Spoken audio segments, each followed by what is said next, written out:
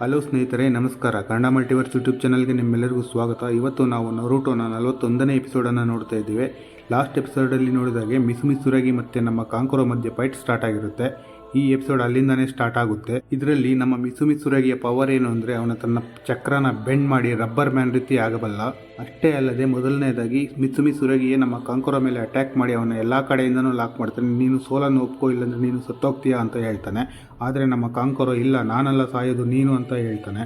ಈ ಫೈಟನ್ನು ನಮ್ಮ ಎಲ್ಲ ಸ್ಟೂಡೆಂಟ್ಸು ತುಂಬ ಉತ್ಸಾಹದಿಂದ ನೋಡ್ತಾ ಇರ್ತಾರೆ. ಇದೇ ಟೈಮಲ್ಲಿ ನಮ್ಮ ಮಿಸುರಾಗಿ ಏನು ಮಾಡ್ತಾನೆ ಅಂದರೆ, ತನ್ನ ಪವರನ್ನು ಯೂಸ್ ಮಾಡಿ ಕಾಂಕುರೋ ತಲೆಯನ್ನು ಮುರಿದು ಬಿಡ್ತಾನೆ. ಇದನ್ನು ನೋಡಿದ ಎಲ್ಲರೂ ಶಾಕ್ ಆಗ್ತಾರೆ, ಏನು ಇವನು ಈ ರೀತಿ ಮಾಡಿಬಿಟ್ಟ ಅಂತ.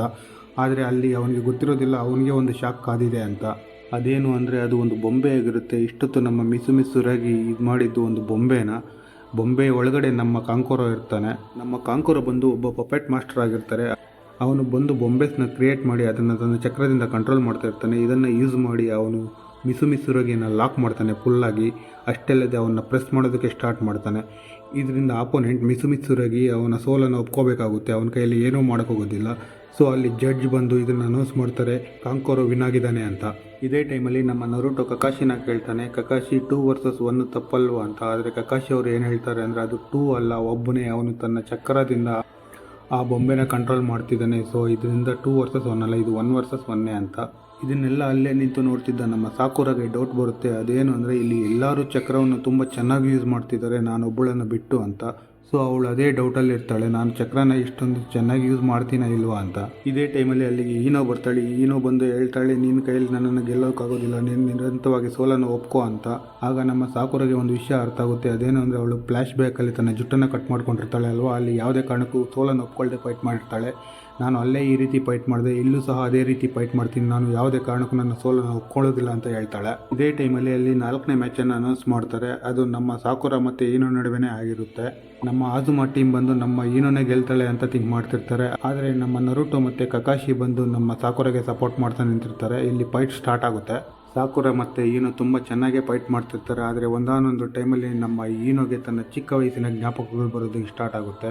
ಸಾಕುರಾ ಮತ್ತು ನಮ್ಮ ಈನೋ ಯಾವ ರೀತಿ ಫ್ರೆಂಡ್ಸ್ ಆಗಿದ್ರು ಅಂತ. ಆ ಟೈಮಲ್ಲಿ ನಮ್ಮ ಸಾಕುರಾ ಮತ್ತು ಈನೋ ತುಂಬ ಒಳ್ಳೆಯ ಫ್ರೆಂಡ್ಸ್ ಆಗಿರ್ತಾರೆ. ಇಬ್ಬರು ತುಂಬ ಚೆನ್ನಾಗಿ ನೋಟಾಡ್ಕೊಂಡು ಬೆಳೆದಿರ್ತಾರೆ. ಅಲ್ಲಿನ ಕ್ಲಾಸ್ ಟೀಚರ್ ಆಗ ಅವರಿಗೆ ಒಂದು ಅಸೈನ್ಮೆಂಟನ್ನು ಕೊಟ್ಟಿರ್ತಾರೆ, ಒಂದು ತುಂಬ ಒಳ್ಳೆ ಚೆನ್ನಾಗಿರೋ ಬೊಕೆನ ಕ್ರಿಯೇಟ್ ಮಾಡ್ಕೊ ಬನ್ನಿ ಅಂತ. ಅದಕ್ಕೆ ನಮ್ಮ ಈನೋ ಹೆಲ್ಪ್ ಮಾಡಿರ್ತಾಳೆ. ಇದೇ ಟೈಮಲ್ಲಿ ಅಲ್ಲಿಗೆ ಬಂದ 3 ಜನ ನಮ್ಮ ಸಾಕುರಾನ ರೇಗಿಸೋದಕ್ಕೆ ಸ್ಟಾರ್ಟ್ ಮಾಡ್ತಾರೆ. ಆದರೆ ಅವರಿಂದ ನಮ್ಮ ಈನೋ ನಮ್ಮ ಸಾಕುರಾನ ಸೇವ್ ಮಾಡ್ತಾಳೆ. ಈಗ ಪ್ರೆಸೆಂಟನ್ನು ತೋರಿಸ್ತಾರೆ. ಇಲ್ಲಿ ನಮ್ಮ ಸಾಕುರಾ ಮತ್ತು ಈನೋ ಸಾಸ್ಕೆ ಹೆಸರನ್ನು ತಗೊಂಡು ಇಬ್ಬರು ಕಿತ್ತಾಡ್ತಾ ಇರ್ತಾರೆ. ಅವನು ನಿನ್ನ ಟೈಪ್ ಅಲ್ಲ, ನೀನು ಅವನನ್ನು ಬಿಟ್ಬಿಡು ಅಂತ ನಮ್ಮ ಸಾಕುರಾ ಈನೋಗೆ ಹೇಳ್ತಾ ಇರ್ತಾಳೆ. ಆದರೆ ಈನೋ ಇದನ್ನೆಲ್ಲ ಒಪ್ಪೋದಿಲ್ಲ.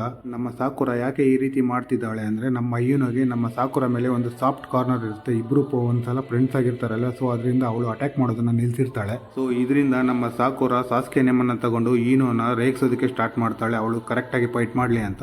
ಈ ಕಡೆ ನಮ್ಮ ಇಬ್ಬರ ಹುಡುಗಿರಿಗೂ ಕೂಡ ಸಾಸ್ಕೆ ಅಂದರೆ ತುಂಬ ಇಷ್ಟ ಇರುತ್ತೆ. ಸೊ ಅದರಿಂದ ಸಾಸ್ಕೆ ಹೆಸರನ್ನು ತಗೊಂಡು ಅವರು ಫೈಟ್ ಮಾಡೋದಕ್ಕೆ ಅಂತ ಸ್ಟಾರ್ಟ್ ಮಾಡ್ತಾರೆ.